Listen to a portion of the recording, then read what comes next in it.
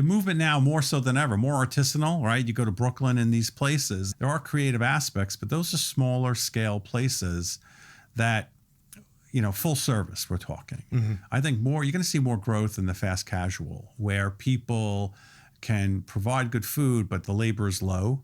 That's going to be the growth of the industry, I think. I think full service restaurants are going to really have to change or die. We've certainly heard that multiple times.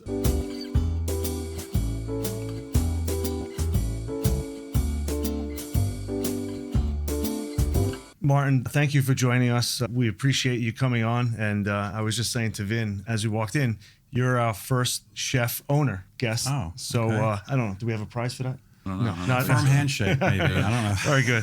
But thank you for coming on. And we think you have such a great story to tell. So, we'll just kind of talk through it. And I mean, you've been in the restaurant business for 30 plus years, fair to say? It's been, yes. Yeah. We opened Butera's in 1991. We have a history that goes back before that, but Butera's has been open since 91 on Long Island. And the first location was where? It was in Massapequa Park on Merrick Road. That's right, in Southgate. Yes, across from the high school. Massapequa Park resident. Yeah. And I actually forgot about that. That was where we started it. Yeah, it was a very narrow 2,000 square foot, like a shoebox, you know, and a very small kitchen, but we made it work. It was at the end, right? It was the last. Yep. Yeah. Yep. Right on the corner. Which was right. Yeah. It was. Yeah. I remember it was like 2003, 2004. You were there probably. We opened in 1991. 91. But when did you? We when left did you have that. When did you leave? We left that space in 2008. Okay. All right. So we're there for 17 years. That's a long run in this industry. Yeah, it was. Yeah. Woodbury now is 25 years. Wow. So we're still open there. And today it's Woodbury, it's Sayville. And Bayshore. Bayshore, gotcha. And Bayshore was the most recent. Yep. Yeah, we opened in 2020 in the midst of the pandemic. Not recommended, but it was kind of the train was on the tracks, so to speak. We started the construction and we shut down in the middle of the. Wow. So you started in early 2020 before COVID actually happened, the construction? The construction started in late fall of 2019. Okay. And they had that mandate non-essential construction, had to stop. Right. And then we did for like 6 weeks and it took back up. We were slated to open in, I think it was May of 2020, and it got pushed to September when we did finally open there. Wow.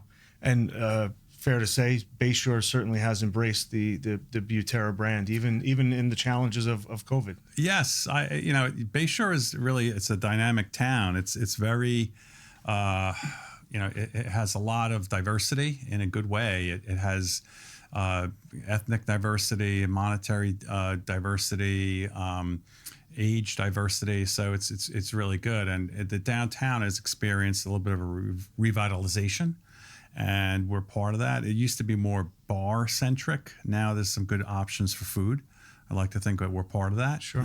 So yeah, we've done. We've gotten our feet under ourselves, so to speak, down there. Nice. Can we back up? How did you know you wanted to be a chef, or are you still trying to figure it out? Yeah. I don't. Well. It's a long story. How long is this podcast? we have time. I want to get dinner ready. I know. Well. It goes back, there's a history here, and our roots go back to my uncle and dad's pizzeria on Long Island in the 1970s. Think orange Formica top counters with the slope seating, just regular and Sicilian slices. My brother and I worked there throughout high school and college, right? Okay. We were getting extra money. We were pizza men and kitchen guys, and that was our experience. And although we went to college and got our degrees, we pursued careers in industry, right? And my brother was a mechanical engineer for Grumman. He worked on the E2C airplane. I was a database administrator and statistics manager for Abraham and Straus at the time, the department store, and Federated. And so we chose that career, and then we couldn't get ourselves out of the infection of food service, right? Of that, it was in our blood, so to speak. So we kind of went back to doing it. So, and that's what kind of brought us back to it. Having that first opportunity, we didn't get in with my dad and uncles. We decided to do our own thing. And my wife, my fiancee Lori, my wife now at the time, also had an interest, and she was involved in banking and numismatics. So she wanted to do it as well. So we decided to make the leap, and we agreed, all of us, the three of us, that we would not do it if we could not lead the semblance of a normal life. Being able to go to family things, not being completely tied to the operation. I can't leave because of this.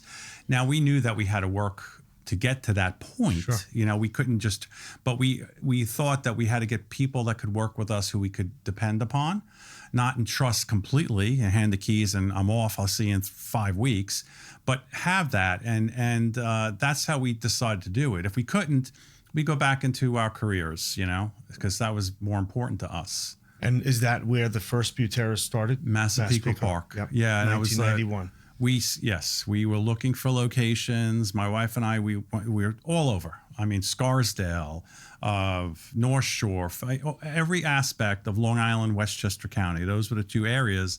And we ended up going into Southgate because Lori had to use the bathroom. And we go into the center, and there's an ice cream parlor on the corner there. It was called Neighbors. And she goes, let me just stop in. And she walks in, the place is empty. And actually the guy is leaving that moment, the former tenant.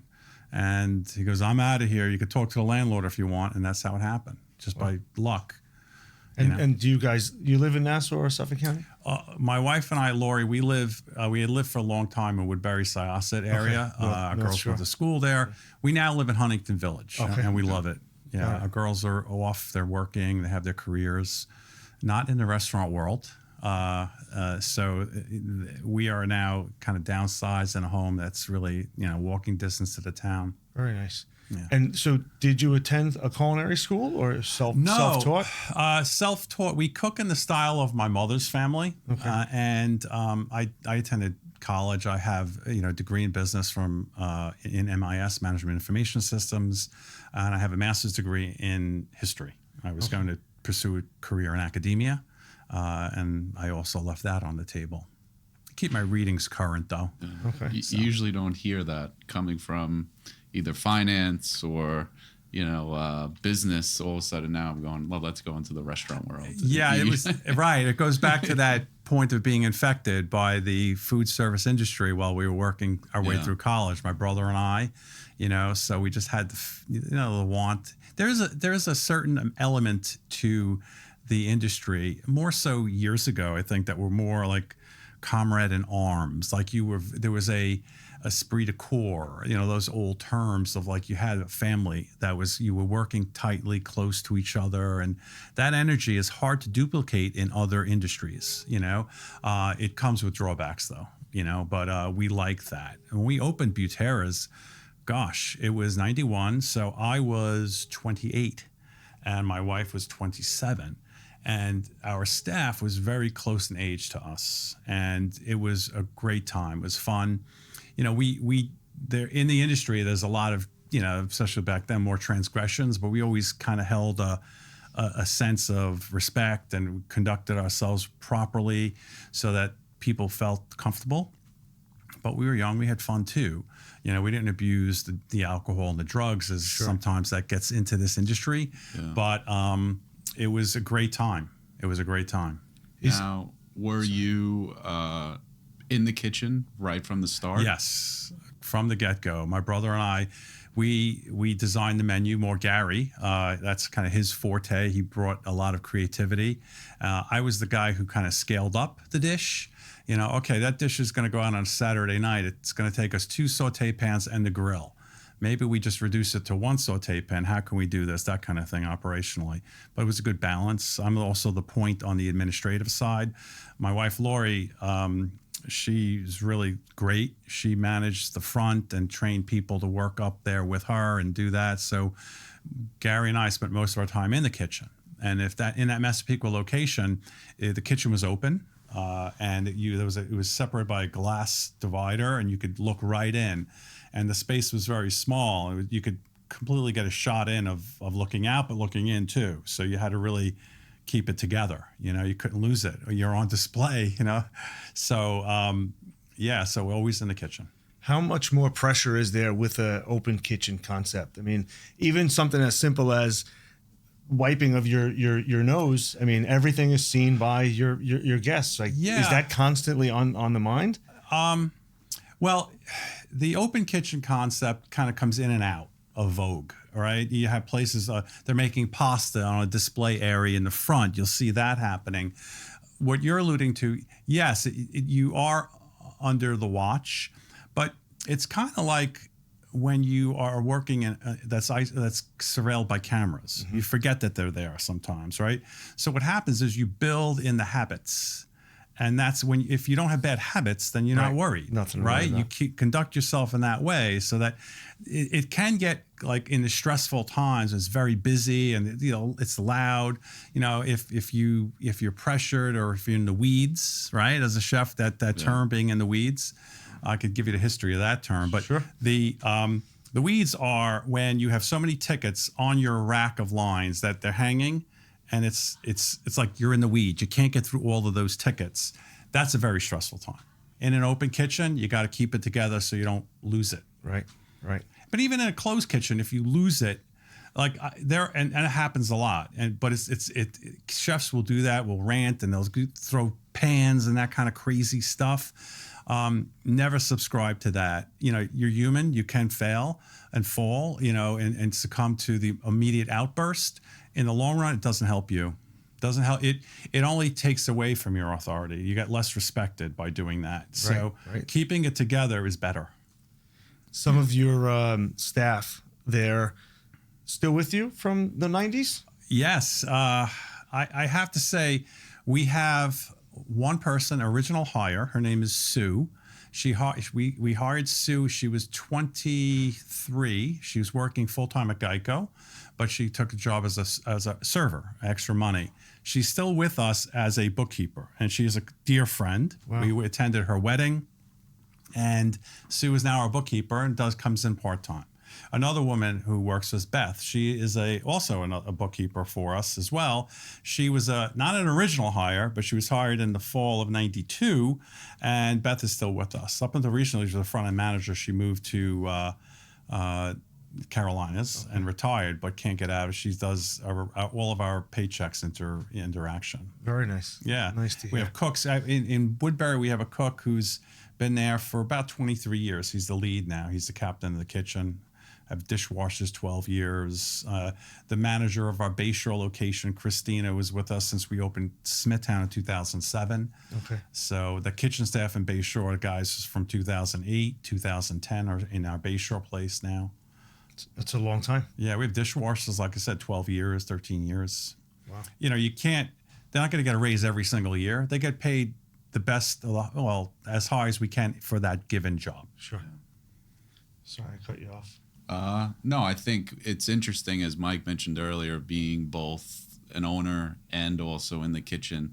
How does that kind of play into the dynamic of running a restaurant now? Because it seems a lot of people today are just, not in the kitchen, and how that works. Good. That's interesting. And first off is that you control the creative element. It's yours. You bring people to cook to your direction. You don't bring a person and hand them a menu and say, can you do this? Right? So when you hire an executive chef, if you are not that person, you're bound to their creative influence. So that will affect continuity, consistency. So from a benefit that you will have that discretion to run and your menu the way you want it, right? Secondly is that you garner the respect of your kitchen staff. Because if you are very active, and we were, I was occupying a spot on the line, for a lot of years. I was plating, sauteing, and they see that I do it. And we bring people in sometimes who have the skill. We have to then train them to execute our menu. Or we train people who come in as a dishwasher and then go to prep and then are like curious, and we bring them. Those are the best people because they only know your style. So all of those things you're able to do if you're a chef owner. The bad part, Vinny, is that you can get caught up in the microness of it. and you lose the macro view. Yeah, it's working in your business, not on it, right? Correct. I think is like we talk about all the time. Mike and I are very active in our business, but sometimes it's like, how do we remove it? We do garner the respect of a lot of the people that work for us, but it's that, yes, how do you balance the two? And I think especially in the restaurant world, we hear from a lot of people oftentimes where they say, to not have the control in the kitchen and be relying on an executive chef and their habits and their personality and their temper, sometimes it gets a little stressful. It can. Some of this conflict. Executive chefs may want to exert their influence. They want to be there. It's their creative thing. They want to take it and move to the next position or open their own place, and it's often a showcase for them. So we haven't had we didn't contend with that. We never hired an executive chef. We didn't have that need. We hired people who had the ability to be that, but were not. The sous chef, possibly at the highest level. But then those people, who we've been able to then partner with them. Our partner Nick came to us early in the 90s, and he had experience, and we recognized that. And through his involvement, he was a steady person, honest, great person. Now he's our partner with us in our restaurants. This is a smaller percentage, but that's how we grew. Another person, John and Bob. That's how we brought the higher level people in who have that experience. If they have that ability, then it's good, provides good possibilities for growth. So that's how we challenge the growth. You only have so much time and energy to continue to replicate and expand, and if you don't have the right partners, I think it's crucial. It is. And right now, like I said, I joke, I'm on the backside of this. I don't think there are going to be any new Butera locations under my ownership, but I think that you make a decision in your life of what path you want to go on. Like what do you want out of this? Do you want to mass produce it and, cash in? A lot of people want to, get the rewards of their work as an owner, right? And that's reasonable, right? And you have to balance that though with what you're willing to compromise, what you're willing to lose in other areas of your life to achieve that. So for us, it was, like I said, if I couldn't lead the semblance of a normal life, I wasn't going to do it. I didn't want to. I'm happy to say I went to a lot of soccer games, travel tournaments, and all of that. I was there. So that you can't get back. So if you make the choice of really trying to cash in, it may cost you. So we had a balance. We have 3 locations, and we did okay, Maybe if we were more aggressive and did other things, it'd be different. Maybe the food quality would go down. Maybe we wouldn't have the impact of the personal touch that we do on the island. You don't know. These are what ifs. Yeah. We know this, but those are the challenges. And are your kids involved in any of the restaurants currently? Do they have any desire? Not in the least. They smart. They take after their mother. So they both very bright. I have 2 girls. Young women now. They went to great schools. One went to Vanderbilt, one went to Northwestern. One works in the city at Blackstone, and she's doing great. And the other one is in DC. She works for Axios, which is a media. She's now a managing director there. So they're happy with their choices. And we're good. The day that I told my mom that I'm leaving the corporate America and we're going to open a restaurant, she was like devastated. She did not want. She wanted to see me go to work in a suit and tie. And your brother? Yes, we both left. She felt the same way for both of you. Yes, because she lived with your father. Correct. She's your uncle, right, born in Italy. I'm first generation here. So her vision of success was measured by professionalism, right? To had I been an attorney or a doctor, and that would have made her thrilled her to death. But when we told her we were leaving, that she just felt like it was being set back. She couldn't see because she saw what my dad and uncles did, and that was like small time pizzeria. Very, that's what we didn't want necessarily. It was great for what they did. Credit that. But we didn't want to do that. We want to do something different. So she didn't see it that way. But then as we stayed in it and had some success, she was happy. We now sell product in supermarkets. Our chicken meatballs and sauce, they're out in Stop and Shop and ShopRite. We're in Stu Leonard's. Stu Leonard's. Yeah. We're moving our production to Long Island now, so there's a little pause, but we're happy about that. But the sauce that we sell, there's a picture of my mom on the jar. Yeah. And it's not the old Italian grandmother. It's her when she came over to the country in 1949 as a beautiful woman. Like, she looks like a movie starlet on the thing, a black and white photo. Yeah. So, she never got to see that. We're sorry, but I think she was okay with our decision at the end.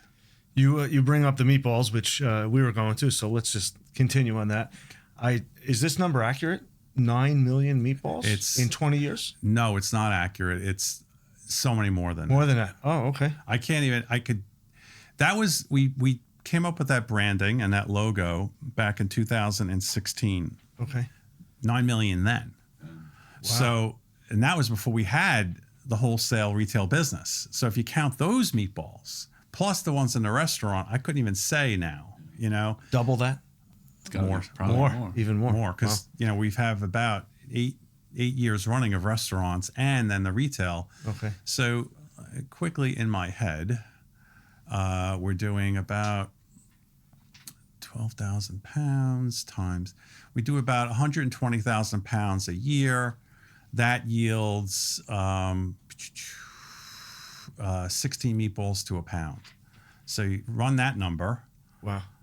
So run that number, and then we add in what we do for the restaurants. So 120,000, you said? No, 120,000 pounds a year times 16. It's 1,920,000. Times that number by 9 years. 9 years.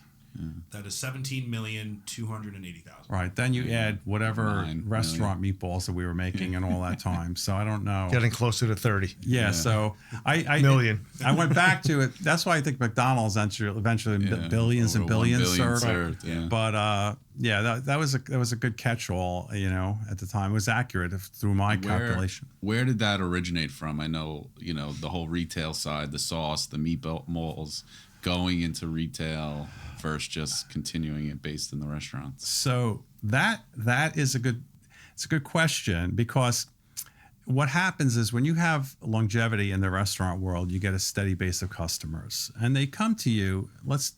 Italian. Let's talk Italian restaurant. They'll come to you because they like your flavor profile. Italian food is commonplace now. It's very popular. People enjoy it, but they enjoy different types of food.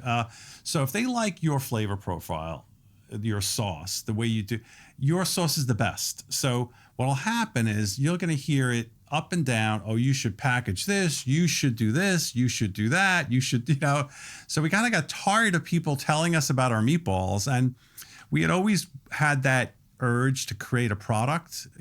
I have a business degree. My wife Lori has a business degree, so we wanted that challenge of creating a business that was not subject to the whim of when people wanted to eat, and this is one way of doing it. So that's kind of how it progressed, how it took off.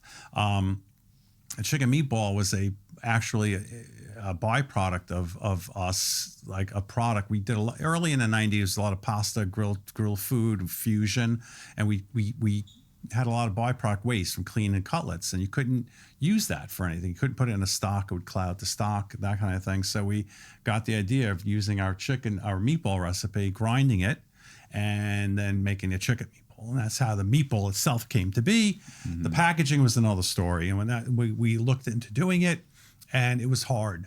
It's getting that meatball into a package and selling it was not easy, but we were able to find the right people and work through things. And we made some good decisions, we made some bad decisions, but mostly we didn't make the big error that would screw you up. Yeah. So that's kind of what came to be, how it came to be. What was the biggest obstacle? Just being able to continue the quality of the meatball from what you get from when you go to a Butera's versus, me going to the restaurant, going to the supermarket, whether it's frozen or in the refrigerator section, and then me reheating it and then feeling like it's the same. That a part of it is true there, but you're making, I think, an assumption that we made as well before we even started. It's like you're assuming that you can get it made. Now, so where do you go? Yeah. It's a meat product. In the United States, you're governed by the USDA inspection if you make a meat product and sell it outside of your establishment. If you make a meat product in Nassau County, Suffolk County, you're at the oversight of the health departments, right? Nassau County Department of Health, Suffolk County. If you sell it off premise, you have to get USDA inspection. That is not easy. Your facility has to check out. It has to be inspected. It has to be, and the way to do that would either be you build out a facility or you go to what is a co-packer. Mm-hmm. It's someone who does this, who cooks, and who will do it for you, who already this is what they do, right? All right, I can make your sauce, but I'll put your label on it, a jar, and there's a company here on Long Island. That's where we make our sauce. They're really good, and we make it that way. Chicken meatballs, there are not a lot of companies in the United States that make chicken meatballs. And when we were looking, our search was really hard. I'd call up a company, and this was when you would call, right? There were very little, weren't back in 10 years ago. Hi, I'm Martin Butera. I have a restaurant on Long Island. I have a chicken meatball. I'm looking to package the product. Hello? Or I go, we could do that for you. Our minimum run is 100,000 pounds each run. So it took some time, but we identified a good co-packer in Chicago, Lake Villa, who was willing to grow with us. And they had a good quality facility, really nice. And we visited. We brought our meatballs in a Ziploc bag, and we gave them a formulation. And I'll never forget the guy who the operating plant manager doesn't look at the meatballs. He looks at the formulation, and he goes, "Oh, this is going to be a good meatball." Like, just by seeing the percentages of what's in it, So that's, So yes, then we had to make sure it would be representative of what we do, and it's good quality. So it's not as good, but it's very close. And they're still made in Chicago today. No, we're moving to Long Island. Oh, so that's the pause. Yes, it already started. Correct. That's the pause currently. We're going to be up and going on Long Island soon. We're partnering with a company here in Hop Hog that just started getting into the manufacture of the products. So it's really good. I've been on site a couple of times. We did some test production runs. So it's good. And the placement is staying the same? Yeah. Where it is today? The placement is in Stop and Shop. It's sold in their grab and go deli area, kitchen area. In ShopRite's, it's in the meat department. Stu Leonard's, it's in the meat department. Wild by Nature meat, So is it frozen or? It's refrigerated fresh. Got it's cooked, fully cooked product, and it has a extended shelf life for weeks. It's cryovac and it's banded. You can see the product outside of the band. A cardboard sleeve, There's a few different flavors. Yeah, 3. We have 3 varieties. We call one the Restaurant Original, which is an Italian profile. Second one is which was introduced, is a roasted tomato cauliflower. It's gluten-free. Okay. And the last one is a spinach with Asiago cheese off the original. It has breadcrumb as well. So the 3. The original sells more, and then the other 2 kind of are split down the middle. The gluten-free must be moving along. Gluten-free it's become a bigger segment of the market. Right. People are looking, both people who are affected by celiac and just lifestyle choices of eating gluten-free. We feature a full-on gluten-free menu in our restaurant. It's prepared with gluten-free items, but it is executed in a kitchen that does have gluten. So there is that, caveat. We you got to be very careful. Sure. The only way to really ensure all gluten-free is not to bring any in. But people like our menu. The gluten-free chicken parmesan you can see it in some places where they'll take a piece of chicken grilled and put it on and sauce it. Sorry, but that's not really parmesan, right? It's got to be a breadcrumb on that. So we pan sear it and pan fry it. We don't drop it in the fryer where it commingles with the gluten. Right. And then we serve it that way. So people are liking it. And the sauce, is there multiple flavors? No, we just have the marinara. The sauce was a tangent. we had no interest in really doing it. We had looked into it years ago. And kind of getting back to what I said about people coming into your restaurant. Oh, your sauce is great. You should do this. The thing is that's why they're coming to you, because they like your sauce. You know, they're going to the other guy because they like their sauce. Or, you know, so we got the input of consultants years ago before we even did the meatballs about sauce. And they said to a person, 3 different consultants did the same thing. They said, a way for a restaurant to lose money is to draw their own sauce, because they told the narrative. Everyone's telling them they love it. You got to do it. You got to do it. It's not really cost prohibitive to do. You can contract it out. Then you get a delivery of like a couple of pallets of cases of sauce. And what do? They put it on the shelves in their restaurant. Here we go. It makes them feel good. Their name's on a jar, right? Oh, and then they have a friend who has a deli, and they're going to put it in their deli, right, to sell it. What happens is the stuff collects dust, excuse me, sauce, gosh, and it doesn't sell, and they end up, having it in their basement. 3 different consultants who I did not bring them in together, told me the same type of story. So we did it, and I said, why the hell did you do it, Martin, if that's the story?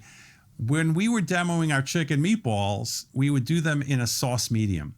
And we would take the sauce sometimes that was in the store, but then we started using our own restaurant sauce. And, the Greenfield ShopRites, they own like 7 ShopRites here on Long Island. We know John Greenfield. And when we were demoing, Lori would demo with a helper. And when we were introducing a product, we used our sauce. And he said, are you selling this sauce? And we said, no, we're not. He goes, oh, well, good, because if you did and I didn't have it, I'd be very upset. Jar it. I'll take it in.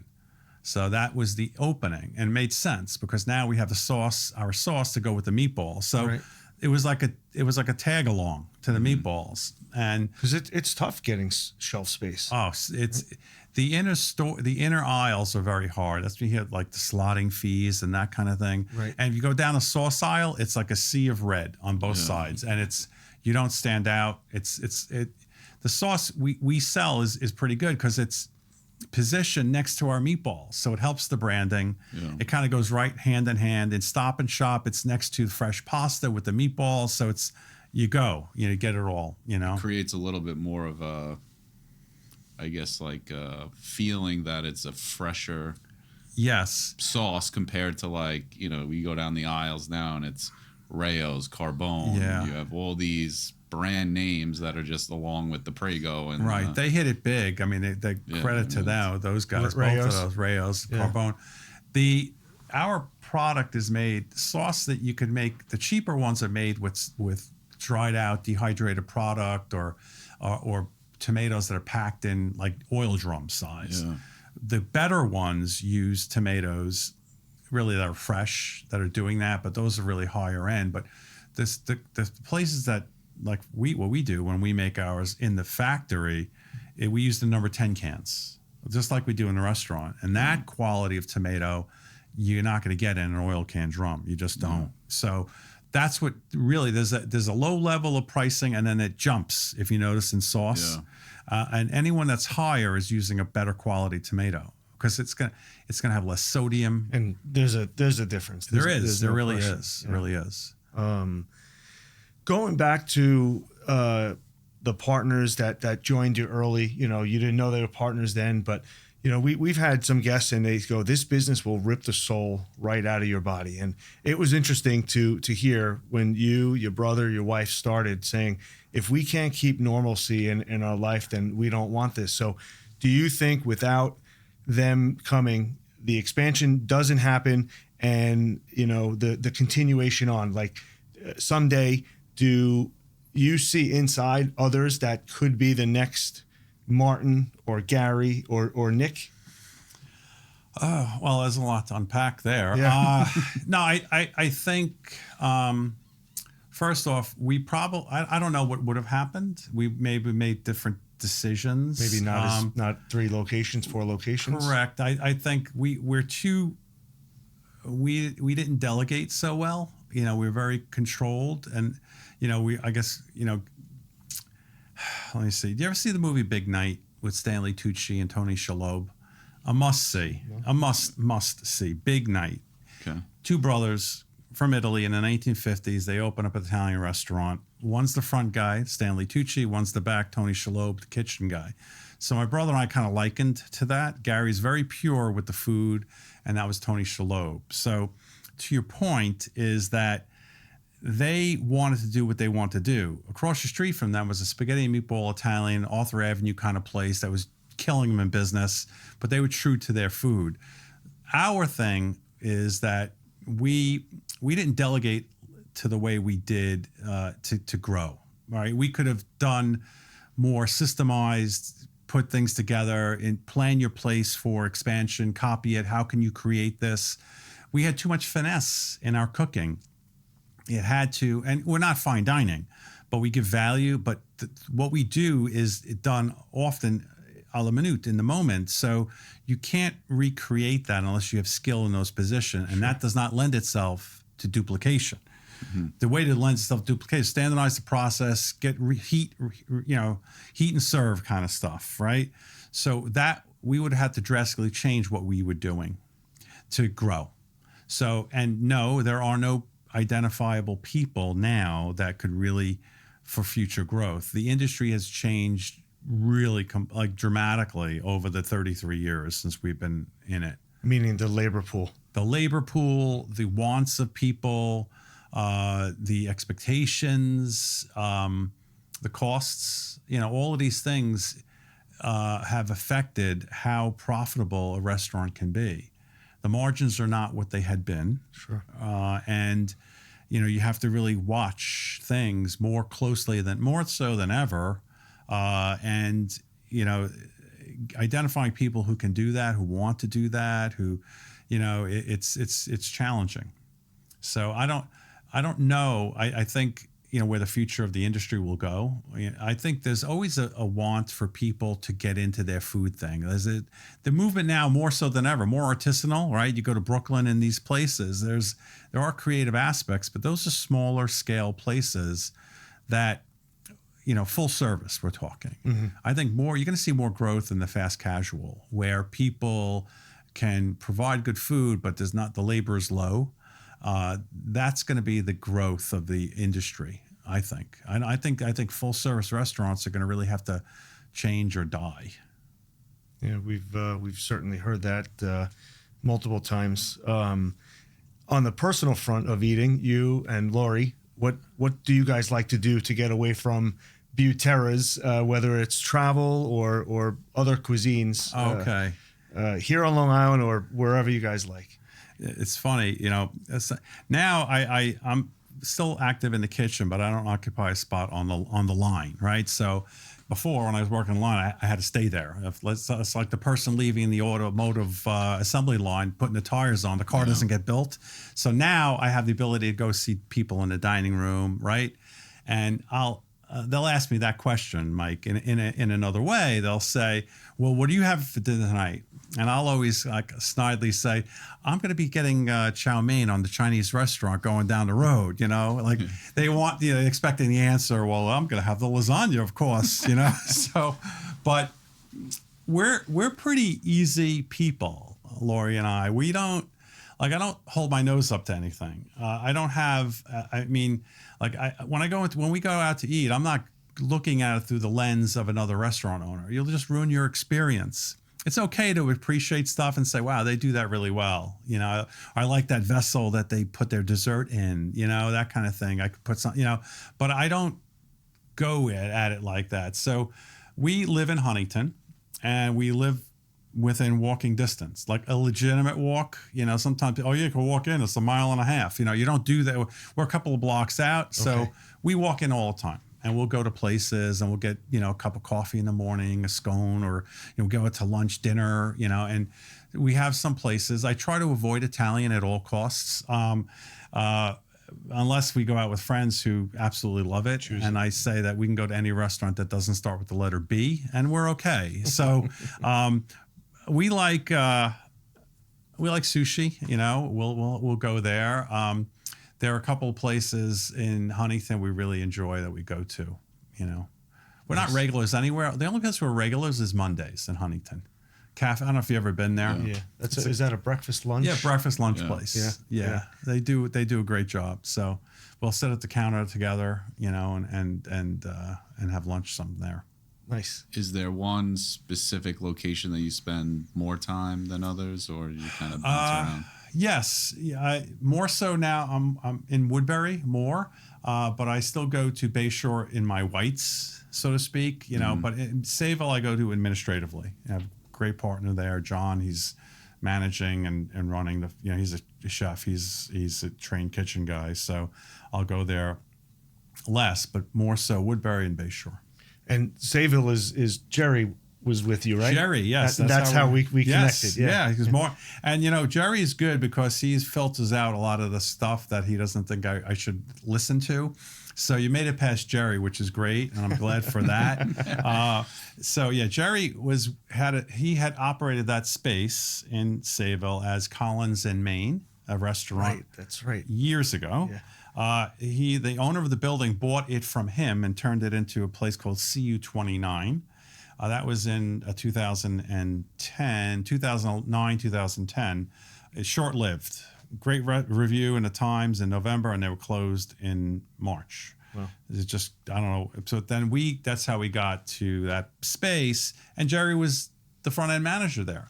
So we went in there and had dinner a couple of times while he was managing just to kind of see what was happening. So when we made the offer, we approached Jerry, so we'd be interested in staying on. He says, great. So I often joke, we bought Jerry with the place. And Jerry's been with us, he's semi-retired now. Right. So, but he's the consummate host. He's a gentleman.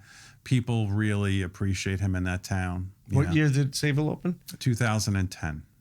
15 years. Yeah, October of 2010 we opened there. Jerry was with you for some time. More than 12 years. Yes, he's been great. He's not the full-time manager now. Paul is the full-time. Jerry takes a couple of days. Okay. So, and Jerry's great because he could spot in a Woodbury or another place. He's really good that way. Nice. You touched on just so many things have changed over the last 30 years. I think the most, glaring is technology. How have you embraced technology? I know we talked a little about social media, but more on the restaurant side, do you feel like it's helped you, collectively now having 3 locations? Yes. You'd really be, have your head in the sand if you didn't. Most notably is the POS system, point of sale systems, right? The introduction of the POS really changed a lot of things. It gave you more control of your business. You were able to now quantify more readily what you're selling, gives you more information. When we changed over, I'm trying to think of when exactly that occurred. It was 1994. Up until that, from 91 to 94, it was the old handwritten checks. And you had the term dupe. Have you heard that term? Yep. It refers to duplicate because the servers would use a carbon copy. That's what right. So we would, and you would put it up, and you used to love when the servers who had good handwriting were working because you're like, what is that? So that aspect of technology has really helped. The transition, though, I could still remember that being one of the toughest things to do. First off, changing the whole attitude of the servers who had never used a computer to do that, to now you got to do this. It was met with a lot of resistance, and it was in the early days of that tech, so it malfunctioned. It wouldn't, a check would be entered. It would never get to the cook line, and the server would say, "Where is it?" I remember my brother, who is a mechanical guy. He's a smart guy. It was he doesn't deal with stress in the same way that I do. Let's just say that. And that's no secret. Ask any Butera employee, they'll tell you. So when it was, I'm going to throw this thing out the door. It's let's just breathe. Right, exactly. Take a breath. This is what I did. I was in school, management information systems. Yeah. That was my whole deal. So was it. Automating. I worked at A&S, and when I went there, they were entering things on a key punch card. By the time I left, we had online data entry for the general ledger. So that was one thing that really changed the industry, and also changed it from a cash industry Card. to credit cards, and the reward miles changed the whole game on credit cards. So the use of that. So couple those things with the change of how the industry was founded. For years, it was based on a cash basis. So right or wrong, or how the restaurants existed in that world, servers not declaring tips as income, the whole bit up and down. It, while there's elements of cheating, that occurred, but from our point of view, that changed the industry, and it really opened up. Now our sales tax, boom, one report every month. There it is. You pay your bill because they have access and can see that, and you'd be stupid not to. Hiding. So that is a big. When we first started, credit cards were maybe 25% of our sales. The rest was cash. Now, It's 85, right? we're even higher. Woodbury is like 92%. Yeah. We used to pay cash, like when people would leave a tip on their credit card at the end of the night. Pay them outage. Now. Yeah, at the end of the night. Now you don't even have the cash. There is no No, cash. there is no cash. There's, you're paying cash, payroll off the books. There's no cash. You can't even do that. So that's a big change, the technology aspect of it, and for the good. You're not getting ripped off as much. It's harder to cheat, although there's very creative ways that still goes on. But that's one thing. Technologically speaking, the third-party apps, Uber and those deliveries, Grubhub, DoorDash, that's Necessary evil. Yes, it is. High vig on that, the percentage, or do you keep your own person to deliver? We used to do that. You have to get insurance. Workers' comp is more money for those guys. All of that, Yeah. right? All that. So now you give up a lot of percentage. Uber is the worst. So, but if you don't, it's a free. You don't do it, then you don't do it. Your neighbor will. Yeah. Does your staff challenge you on the tipping out of or not tipping out of cash at night, or That's gone. Is it old news already? That's like 10 years old. Yeah. Yeah. There's no grant. It's changed. When we did do it, it was like. The world was stopping. Yes, exactly. We would have to go to the bank, and we're taking cash out of the bank just to do that. Yeah. That's you went from restaurateur to a banker. right, Like, and that's not. So we just said no. It gets loaded into your pay, and that's how it is. We value you. We don't want to see you go, but this is the world now. Yeah, and there's great tools now, I think, on the technology side that we've seen, and we've met with a few of the vendors of where you could do early wage access now through your paycheck. You could get these micro loans from the there's sometimes fees. They're a little and usurious. Depending upon it. But it's like, where there's an opportunity, you're going to find, a business owner looking to take Well, that's your advantage of it. world. Yeah. You guys know that. Yeah. But, it's that you always see a couple of new players in the industry try to ways to get, for emergency funds. We see, especially in your workforce, people that live paycheck to paycheck. It's important, a few $100 here and there. So we see some value once in a while. Yeah, we used to provide for that for people who work for us. If they have an issue or something, we would front the money. It hasn't been asked recently, but we have people who we would do it for today. So the other side of technology is social media. I know when you first came in, you started to share with us a little bit about some of the new things that you're currently doing to just, separate yourself from everybody else out there. So if you don't mind, I guess, share a little bit about, how that came about. Sure. We for a long period of time, we managed our social ourselves. Like, you'd have a server who was, adept at it, and, they would take it for a while. And our daughter Cassidy, Laura, would manage to send up pictures, but it was very, it didn't have a unifying look. It was not of, not of quality. Right. So it was like maybe 2 years ago, we kind of started looking at it more closely. And what the tip is, there's Google reviews and Yelp. Those are the things that will drive business now. So if you have a better image on your social, that will then drive more business. So that's when we made the decision to go with a company that would handle it for the 3 locations. And so their approach is, they're good.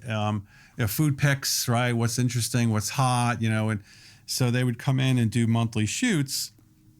And are like, what's your special tonight? Or what are you making? And the photographers are all really good, and they'll put it on a rotating table, and it'll be spinning, and they'll now drizzle this on top. I said, yeah, but that looks like all the other stuff that you're doing, which is, it looks great, but how do you separate? So I have other interests than just restaurant. I try to lead a balanced life, and one of those things is film. I really enjoy film. I serve on the board of directors at the Huntington Cinema Arts Center, and they're independent film theater. They have three screens, and I've been doing that for like 15 years now. So that has always interested me, the creative aspect. And during the pandemic, myself and another board member created a series of films called Forks and Films. We would pick a film, and this is when lockdown was, this theater was closed, and I would cook an item and show them in my kitchen from home of an item that was featured in the film, right? So we were doing this stuff, and I remember I was doing something, and I just got the idea. I was like, what if the chef wasn't so good? What if the chef was really like, pretty much a bonehead, like who would make mistakes, who would not, but didn't think he was. So I think, didn't think that. So I came up with the idea of creating an alter ego for myself, and that's Chef Marty, but he likes to be called Marte. And Chef Marte does instructional videos, and they're on our Instagram. And that's kind of the creative aspect of what I do. And so Marty will be cooking, he'll wants to have knife skills, and you can only imagine what happens, right? Or he decides to make a vinaigrette, and he uses an industrial grade vinegar from Home Depot, and it doesn't go so well for Chef Marty.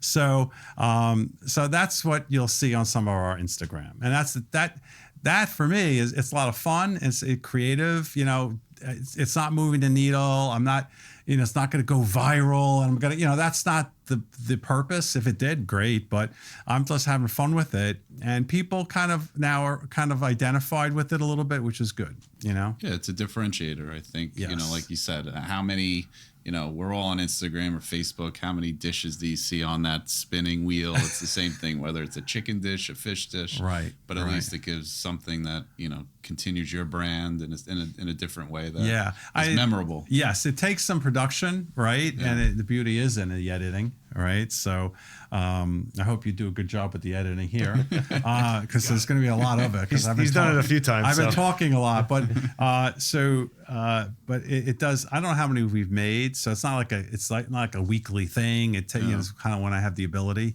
but it's fun, Well, that's the important part. Yeah, it's like you gotta have fun, right? Listen, after 30 years, you got exactly right. What could you, there's a certain element of burnout in everyone, if they're doing the same thing. But if you can find something that helps you get a little bit of that spark again, why not? That's what I'm doing.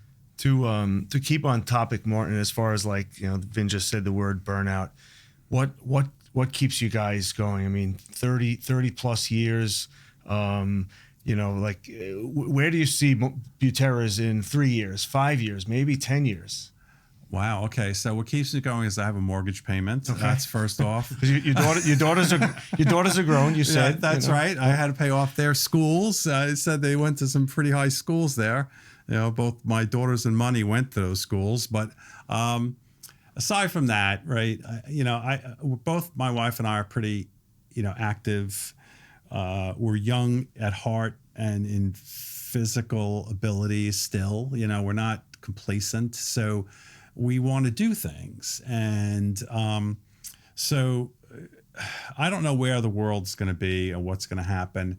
I like what we've done. I like doing things. I'd like to experience new things. And that's, Is that is travel in particular? Yeah. Well, I mean, that could be part of it. There's a great quote by J.R.R. Tolkien. All we have to decide in life is what to do with the time that is given us. So now, as you get older, that question becomes more prevalent. So do we continue doing what we do? What do we have that makes us happy? So those are the questions we're faced with. So I'd like to do some other things. And, the bandwidth of a person is only so much. So, but we're happy with what we're doing, but, you have to find room, and, in our 60s, we're doing one thing. In our 70s, what will we be able to do? In our 80s, hopefully, we hope, what can you do? So you can only do certain things at certain times. So you have to realize that. And I'm not such a big pre-planner, but that's what we have to consider. You say travel. Yeah. I put in ChatGPT. Okay. Give me a 12-week tour cross country, not going to the major tourist traps, seeing some things that are, look, I really are fun. And I put it in there as don't want to drive more than 200 miles a day. Give me some layover days, really. And it spit out an itinerary. It's like, oh man, I have got to do this. So at some point in my life, I'm going to be doing that. Nice. Awesome. You've given back quite a bit. We saw in COVID, you fed hospital workers. You were on News 12 with your wife, and talk about that. I mean, because it can't be the only thing that Buteras has done over the many years of being in the community and helping out. Oh, well, yeah, thank you for that. But, thank those people, right, in that time. Frontline workers. Yeah, we forget what we went through. Sometimes you get further away from things. You kind of don't remember those things. But yeah, it was challenging for the restaurants, right? We were shut down and everything. We had government assistance that helped us do those things, and we were able to kind of help a little bit, those people, and for that pandemic, I remember we worked with Goldman Sachs and Goldman Cares, their nonprofit, and they helped subsidize some of the food. So we didn't have the money at that point. We were really, it was very tight. But through the programs, we were able to get some of the funding. But we put our time in to do these things, and so we kind of did that, and it was both rewarding, and it kept us kind of feeling good. Over the years, we never believed a lot in paying for advertisement. We did some, not a lot. We'd rather give the money to local organizations in form of gift cards, raffle tickets, like raffle prizes, that kind of thing, to help the community that we're in. I mentioned that I'm on the board of directors at the Cinema Arts Center, and that's become a bigger thing, a big aspect of what we do. Now, I believe, and this is for me, the quote I have is, I believe in capitalism with a conscience. It's okay to make money, and you should respect capital, people who are willing to invest money in creating a place, a job, or for other people to get work, right? And they're entitled to make the money. That's the incentive. But those people, I feel, have a responsibility to not just wring out every single cent of profit, but you should be willing to contribute back to the community that you're in on a scale of what you do, right? You can't expect to do so much if you don't have it. The Cinema Arts Center for us it hits home. It's a nonprofit independent theater. It is a forum for thought. And it's controversial at times. It's, the politics are a question but for people nowadays. It's a flashpoint, but it allows for discussion. It allows for people to engage and see things that maybe not be available. So that has always been important to us, my wife and I, and my brother, our partners. So that's a big element of what we've given back to. Everyone has a charity, or not everyone, but should. Many. Right. Cancer Society. Those are all important things. And we still give to that. You should, different, but the arts are important as well. I believe that, democracy depends on the free press. And I think this is part of that. Nice. That's great. Now, a big thing for Mike and I kind of, coming up with this podcast was be able to share stories about, the restaurant world, necessarily isn't so glamorous or sexy. And Okay. if there was a new, 24-year-old Martin Butera coming into the industry, would you engage with somebody like that to say, like, hey, as a mentor, to say, hey, I want to go open up a restaurant. I want to be the next Martin Butera on Long Island. Would that be of interest to you, to have that partner that had the entrepreneur bug? Mm-hmm. Vinny, that's really good. And I'm thinking, first off, I hope people would aspire to be more than me. There's a lot harder goals than Martin Butera, but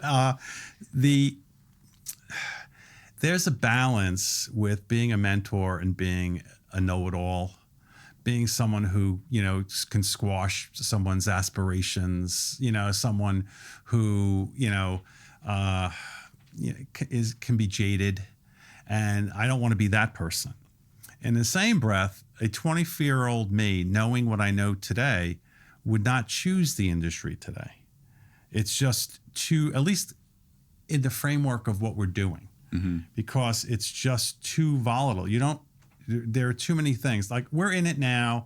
We have an established reputation. We have, a leg up a little bit, right? So, but entering into it now, it's just, for me, would be a challenge. I think I could do other things that, for me, that I would choose other things. And maybe that's because I've done it, and maybe because that's the me now talking, that I want to do something different, not the 24-year-old me who hadn't done it. You know what I'm saying?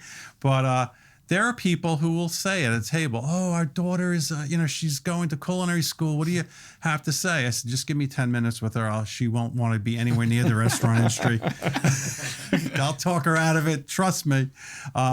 No, you don't want to do that. But you want to present, in a way, their options. I always say that I chose the industry. It did not choose me. I had a place to go if it didn't work. Don't put yourself in a position where you don't have a place to go. Pursue your education 100%. Do those things. Now, if you don't, if something, it's not for everyone, but keep yourself open-minded of being able to go outside of it, because it could really chain you. You could then find yourself with no options. I got to go to the next job, don't let yourself fall that way. And we are 100% supportive of the people that work for us. We've always been that way. We've always tried to, we bring a person who works, and this is earlier on. It's changed a little bit now, but earlier on, people would come in through high school and college working, and they're studying, looking to do something else with their life, right? The restaurant was never more important than that for that person. Listen, when they're working, you can't be thinking about your career as, table 21 needs water. Get there and give them water, give them bread. But in the bigger picture, like, how are you doing in school? What are your choices here? What are your ambitions? What are you going to do? Because you're not going to be here the rest of your life. Some people are, because that's their career choice, but I don't have enough space for everyone who came through to be that. So you have to, we did. And I have a clear conscience on this, as we supported the people in any moment that were good to us, were good workers. We networked, customer, do this, and we were transparent. You let us know, because we know you don't have to be afraid that we're going to fire you or you're going to lose shifts. And because we lived it. And I could say with a clear conscience, we were able to do that. So, that's, as far as mentoring, that's an important thing. A person did come to me, a friend of our friend's son, bright guy, went to UVA, and he was in financial banking. I want to open up a business, and he came and he asked for advice, and it was not related. It was olive oil. And I know olive oil is a very competitive industry. And I was kind of like, wow, this is going to be a tough haul. But he had a way and a thought. He had an idea. And like I said to myself, who am I? I own a restaurant. I am not an olive oil expert, right? So I don't know, who knows? It could really hit. And he had an idea of doing this, and he had made some money, and he took a tour, like 2 months, going through Italy, Spain, and he opened up branded his own thing. That was his goal. He wants to sell it in restaurants. And so if I had said, it's not really, you got to sell it through distributors, restaurants aren't going to want to buy it. It's like the sauce thing. It's so competitive. He ended up trying it. He did it. It went for a little while, and now he kind of stepped away from it because it was the challenges were too great. But he was able to experience something for himself that opened up other things, right? So, like I said, you want to be able to encourage, impart advice, but don't discourage or don't, I don't know. Yeah, because that's what's interesting. I mean, we say it all the time is that, failures is what really drives success, right? Yeah. It's like the mistakes we make over the course of our life that really dictate what, the success that we have, because hopefully you learn from the mistakes you make. But it's funny just listening to you, because the same way that you're giving advice, it's like almost hearing your mother again to Yes. you. The same type of thing of where, you had that experience. She had the experience with your father of putting in that probably 80 to 100 hour week, and you were able to take it to a different level and have more time with your family. That who knows in the next 20, 30 years, what does restaurant life look Right. like? We don't Good know. Good right? point, And I Vinny. think it's interesting. Yes. Yeah, that's true. We don't know, right? When I say that, I think I have hopes for the industry of what it could be and what offerings there are, and the profitability and the wants of people. I think it's going to be interesting to see where it heads. Well, expansion is almost a necessity today in order to make the money or the profit that business owners or restaurateurs made 20, 30 years ago. So it's like you said that, you didn't really think about the expansion so much because you had a very specific, I guess, kind of thought process. But today, to open a restaurant, it's like you almost need to have 2 or 3 to make what you used to make with one. Yeah, so the I think scale. that's why the thought process has changed drastically with people getting into the industry today. Mm-hmm. That's what the experience that you're going as a customer is going to change. Yeah. The sit down experience is harder to duplicate. It's like I said, fast casual, crumble, these kind of things where it's like very counter driven. Pick up, that can be easily replicated. It doesn't require a lot of Labor expense to start up, the capital to create the facility. That kind of stuff all comes into play. And then the operation, the labor to do this is those are all the things that are going to be more focused on. The pro forma of a restaurant proposal today is much different than it was 20 years ago. Martin, you have any regrets looking back from the restaurant perspective? Let's see. I mean, there are regrets in some of the decisions that are made, like maybe we shouldn't have done that, but it's easy to look back and regret. When you make a decision, am I going to say, let me make a decision that I'm really going to regret in 5 years? You don't do that. You make a decision at the time based on your information, what you think is the best. So I guess, to look at it that way, then you don't have regrets. You can't really, you can say, wow, that was a bad decision. I should have done something else. Because that is a regret, I guess. But let me think about that a little and let me see. Yeah, I guess, picking a location. We opened a place in Oceanside in 2015. We really wanted to do something. We couldn't get something done in Bayshore. Then something in Oceanside came up, right? And it was a great opportunity, so we thought. The space was big, the rent was low. Well, there should have been a reason for that, but we were convinced that we could turn it around. We had a certain and this is me, the business idea. I said, let's do the Sayville model. The Sayville being our restaurant in Sayville, we bought an existing business that wasn't doing well.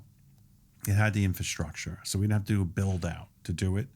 Up until then, every place we bought was a build out. So we did Sayville. We bought the place, we changed, put some money in, and so that worked out well. All right. And then so we wanted to do something similar in Bayshore. Couldn't find a place, and this Oceanside popped up. And we said we could do it, right? This was 2015, right after kind of Sandy still. And that area got wiped out. And a lot of people didn't have the money. It was still rebuilding. And we didn't know this really. And we entered into the world, Italian Butera is the brand. We fixed up the place. It was on Lawson Boulevard. And it was like the parking was bad. It was by a train station. And the people didn't have the money because they were they're elevating their house. Rebuilding. And so that was a regret. We fortunately what we did, we were able to flip it, sold it to another place that had a different concept. Italian in Oceanside is not short supply. Yeah, okay, I live in Oceanside, so I'm right. familiar with it. There's Yeah. a lot of places. La Familia's there, and every pizzeria. Oh, they have the best chicken parm there.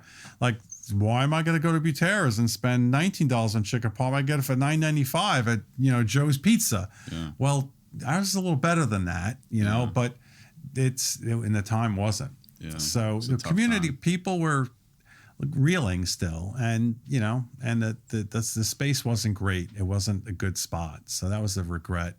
Trying to franchise in 2009, that was I guess it was so much a regret. We entered into a partnership with the person who really liked the brand, and we were going to create the model for a franchise. We thought that could be it.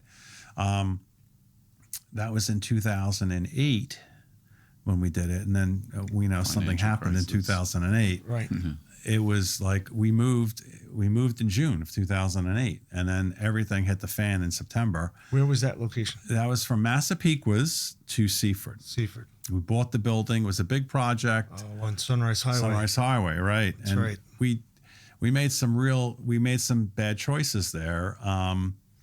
In business school, you do case studies like of business that makes the wrong decision, and you're reading about it, and it's like, oh, how stupid these guys! What are they thinking? Like, so if you can look back at that as a case study, like what were they thinking?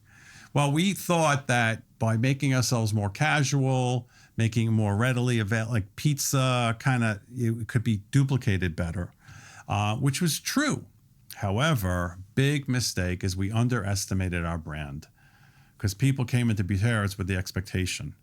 If we had done that in Seaford as Different brand. Martin's Pizza, Martin's Restaurant, whatever, it would have hit. But people came in there and they got pissed because this is not Butera's. They have pizza. Like it was, and we pivoted quickly, but then the recession really hit. So, but we were able to manage that with the person who took the brand. He bought us out. He still had belief in it, and we had the semblance of a franchise there. We managed that for like 4 years in that way. Did not like doing that because I had to hold them accountable to the procedures You and lost control yeah.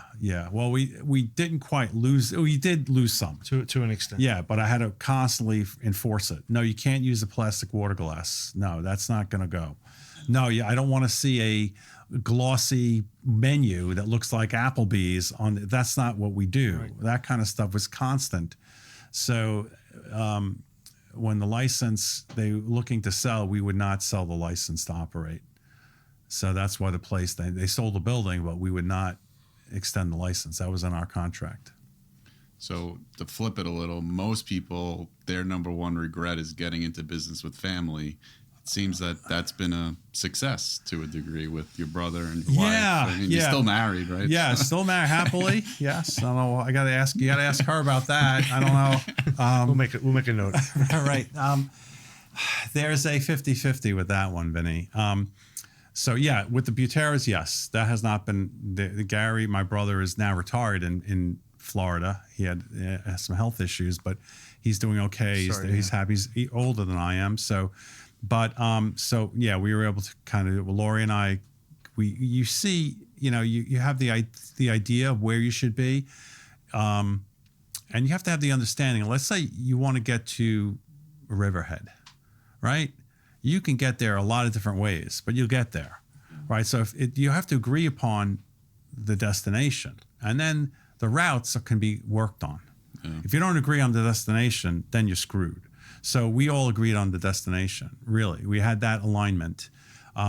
It didn't go so well when my brother and I left corporate America. We opened the pizza place together with my brother-in-laws, and that didn't go so well. I have a regret there. We had a great relationship with my sister's husband, and he was a partner, and my other sister, her husband, the four of us went in, and it didn't go well. It didn't end well. And there's blame on both sides. At the time I was like 25, 24 when I did that. And, that was a regret. So there's that one we lived with for our lives. So yeah, that could be a problem, but overall in Butera's, no, we've been pretty good. Well, we wish you continued success. Obviously, it's been a staple in several prominent communities, the Butera's brand, and we thank you for sharing. I said to Vinny, Martin has a good story to tell, and we think so many listeners are going to appreciate your honesty. So we thank you for that. Well, thank you, Mike. Thank you. It was really a pleasure being here. Thank you for the opportunity. Of course. Maybe we'll have Chef Marte on the next time. Sure. Yeah, whatever. I try to keep him under locks anyway. Yeah. I don't like to let him out. He's still sitting in the car. I don't like to let him outside. I got him in the trunk, actually. Yeah, but it was a pleasure being here. Thank you, and thank you guys on production. Thank you so much for being here. It was really a good time. Thank you, Martin. Thank you.